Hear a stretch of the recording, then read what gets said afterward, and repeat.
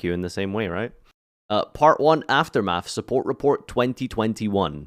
It's been about a year and then some since the last support report, and during that time, a fair number of archetypes covered in both Legacy of the Worthless and Archetype Archive received varying amounts of support. Ignoring these any further would be like ignoring a carbon monoxide lake in my house, so let's Is that Graceful Charity? What card is that? I've never seen this before. Someone tell me what card that is right now. Is this like fan art or something? Graceful Tear? No, not Graceful Tear. Enervating Mist. The hell is this? Your opponent's hand size limit becomes 5. There's a lot of bad cards in this game, isn't there? I suppose it was posted in, or made rather, in like probably like 2003 or something. Yeah. Oh no, my cock size is 5. How sad. 2004, Soul of the Duelist. Monoxide lake in my house, so let's patch it up before the hallucinations kick in. There's a significant bunch of material to cover, so in order not to unnecessarily bloat one video, this support report will be... Wait, what? Significant bunch of material to cover, so in order not to unnecessarily... Support report. Every card in the game. necessarily bloat one video, this support report will be uploaded as 3 segments, each covering a different set of archetypes. If you're curious about the theme by which these segments are categorized, there is none. You wasted valuable imagination thinking about it. The first up on the menu are CYBERDARKs, which received the most community votes for a structure deck right after Ice Barriers, as if to take the piss Why? out of me specifically. CYBERDARK CHIMERA fixes a few crucial issues for the archetype, primarily by searching Power Bond and giving that lovely graveyard monster access to all your fusion spells. It also packs said graveyard with materials upon floating, so it's just a really good setup tool all around, especially given the fact that you don't even have to run 3 because it's all searchable. The restriction to using dragon and machine cyber monsters for fusion is pretty funny since it implies some hypothetical deck in which you'd be using cyber angels for it. This one is solid. Attachment CYBERN is neat. The attack boost is a cute way to get a level 3 CYBERDARKs to stupid high attack when using their equip effects in case you have to resort to that. It's unfortunate the floating effect rarely ever goes off in a way that would extend your plays, but it's probably the best thing in the deck to equip to CyberDarkness Dragon. It's a cool way to boost your new boss monster if anything. And speaking of new boss monster, here's CyberDark End Dragon. As a testament to the claim that you will live to see man-made fusion monsters beyond your comprehension, this is a 5000 attack level 12 that you summon by tributing a CyberDark fusion monster equipped with Cyber End Dragon. Because what else? Oh, I wanted to read that. Else would it be? It's completely Is this in the anime? Because this is Who uses CyberDarks? Is it Zane? I can't imagine how cool his deck looks after a couple of seasons. It's not in the anime? Damn. This is like A to Z Cannon Buster, which like combines every XE monster, ABC, XE fusion monster, and then you combine. Then those ones are like too hard to make in the first place. So it's literally like a -9 to like summon those monsters. This one sounds about the same. unaffected by the opponent's card effect. This looks like a fan-made card. This looks like fan fiction. This does not seem like something you would get in like current like Yu-Gi-Oh. It's like straight up something out of Divine Art. Is able to equip a monster from the graveyard to itself once per turn and can attack as many times as the amount of equips are. If the word overkill didn't exist, it would be invented for this card. Coming off from the grounded and reasonable control effect of CyberDarkness Dragon to this towering beatstick somehow feels both impressive and a bit confusing. It does share the highest base attack in the game, is pretty simple to summon and exceedingly hard to get rid of, and can attack multiple times, but without outside support, all it can do is battle. I mean, on one hand, when you're completely immune to card effects, there's not much need for you to be doing anything else. On the other hand, they went for the easiest possible option and just turned the scene from the anime into a comically oversized beater, as opposed to— Wait, you said it isn't in the anime. It is in the anime. What are you lying about? to doing anything interesting. It's a good freaking monster, I don't need to tell you as a card, that. I just it's wish a it had scene. some bones under all this meat. Your method of quickly accessing this abomination is the spell That's something Cybernetic else? Horizon. Naming a card after What the hell is a scene? That CyberDark Dragon equipped with Cyber End. Oh.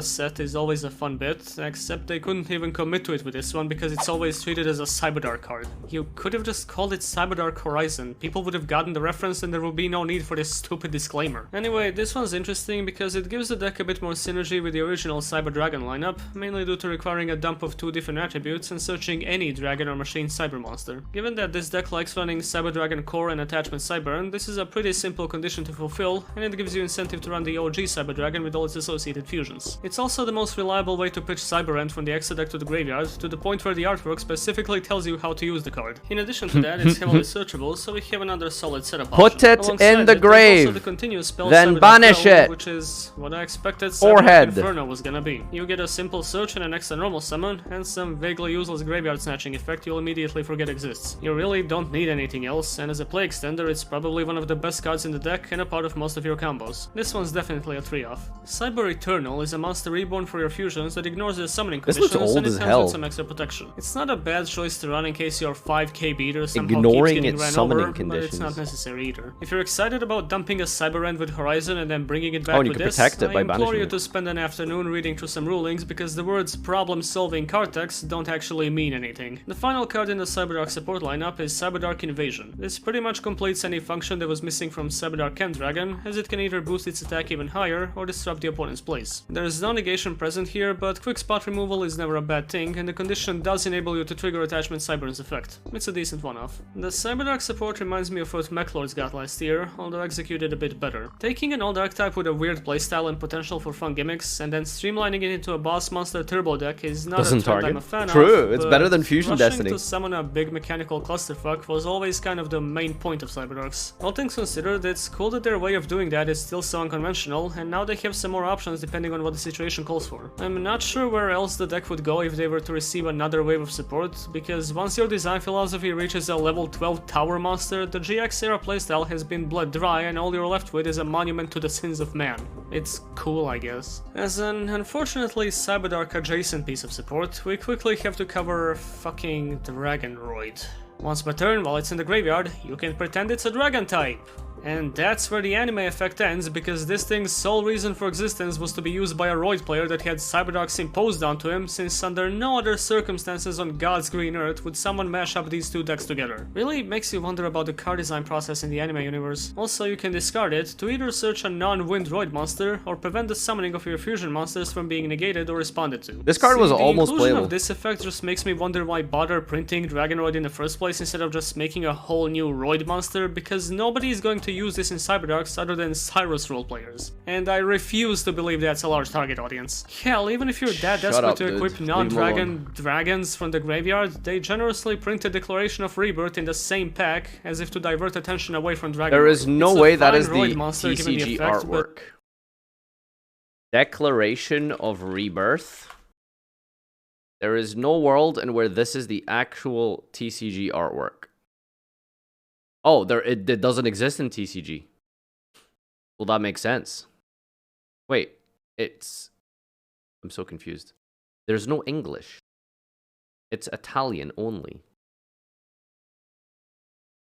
Uno volto per turno può dichiarare in tipo tutti I mostri nei cimiteri di vanto il tipo di territorio fino alla fine di questo turno.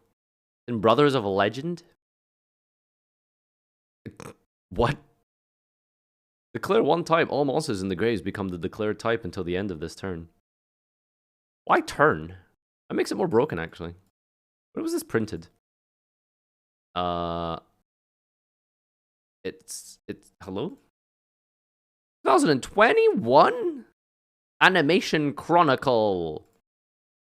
And GX Tag Force 3, apparently. Okay. But Konami better not think this will make me forget about Is there a deck Shuttle that's Void. broken against? Where is it? Did you We lose just it told in you. outer Yes, I just fucking read it! Next up is the completely Thank you, unexpected Giannis. and Appreciate the expectedly information. inconsequential Nordic support. The first out of their two new monsters is the wonderfully named Golden Burste of the Nordic Beasts. It does everything you'd expect out of a Nordic Tutor in 2021, meaning it's got hand swarming, it can be used for any Nordic synchro, and retrieve stuff from the graveyard. It's just pretty good. I appreciate they have some more immediate access to lower level Why does the synchros text with look this, so 'cause weird? I can definitely name a few level 7s I'd rather be summoning over the Icier gods. Ivaldi of the Nordic Smiths can summon itself and Ivaldi. search as a Nordic relic when summoned. Once again, extremely basic, but he gets the job done because Nordics can't really say no to swarming and searching. The things he searches are mostly terrible, but the addition of 2 new relics makes the effect worth it. The first one of said relics being Nordic relic Lidskielf. Now you may laugh now, but just you wait until they pull out Nordic relic Muglig Badrum Shanduk. For a card that fetches a monster from the deck in a synchro archetype, it's surprisingly not that necessary. Most of the plays are still performed using Relic One, and the new monsters offer enough swarming on their own, so this is an emergency option more than anything else. Same goes for the floating, since you're rarely in a need for a card trade. Best formula in the game. It's okay, but nothing special. The final Nordic support card is Nordic Relic SVALINN. It's probably the best backer in the deck, on the virtue of giving it some actual negation options, along with more recursion for the Iceers. A well-timed mass negate can seriously disrupt the opponent, which is more than Nordics were capable of. Negate the effects of all so you gotta admire it from that cards. The thing is, the Nordic playstyle has barely changed. You're still using the link to cheat out a level 10 and then sit on it because you've got no other plays other than the new SVALINN, which is a very exciting 3rd addition to the standard 2-card. What do you mean? Azathoth isn't a good enough play, Rada? Except the castle is made of cardboard and they can barely afford the resources to surround it with a moat. I really think they're overdue for some new synchros, be it retrains of the current gods, watching this in the completely anime. New members of the Pantheon. They have all the setup Yo, does tools the guy who need, played this deck please literally give us summon something fucking less Thor, embarrassing to 8, do with Loki, it. and The final archetype on the docket Odin for at the this same segment time? are Magnet Warriors with On only the same 2 new turn? cards. Their new monster is Epsilon, the Magnet Warrior, which dumps a Magnet Warrior from the deck What? and copies its name, and then revives a Magnet with a different name from the graveyard. For what Magnet Warriors do, this is tolerable, but it's not propping up the deck to any new heights. Different decks? Setup is just an extra copy of Delta, Team Ragnarok. and with resources Are they all from Sverige? Play extender. The name copying effect rarely comes up in usage because the main deck magnet bosses are hardly worth the investment, so it's mostly a conduit for X-Season links. Still, it works in tandem with the field spell about as well as Delta does, and this is as good as you get with Magnet Warriors, so run 3. Their other new support card is Magnet Induction. It's a normal spell that says, if you control a Magnet Warrior, you can special Look at this artwork. Look at this artwork. summon another one from the deck with a different name, and for the rest of this turn, Magnet and Magna Warriors cannot be destroyed by battle or card effects. This is just a straight up really good swarming effect. The protection is a little weird to put on a card that's not a quick play, but you know... Why is Beta so angry? You run 3 because... He's about to enter the battle phase. Warriors still feel like they're on a brink of something really cool and fun to play, but either have drastic design flaws like the opponent's turn summon limitation, or are stunted by the focus on mediocre boss monsters that only really excel as fusion materials. I'm willing to bet we'll see another wave of magnets in the near future, which will hopefully take advantage of all their wacky field interactions. It just sounds like a good way for them to go. Catch you in part 2. I'm not used to a Rata video being 9 minutes long. Yeah. I was here waiting for a Game of Thrones season finale. Make it longer. It's been about a year and... Longer. No lime? Looping up. Yeah, we didn't even get a lime, dude! What the hell? Oh my god. What is this? Ranked Dueling Book Reap?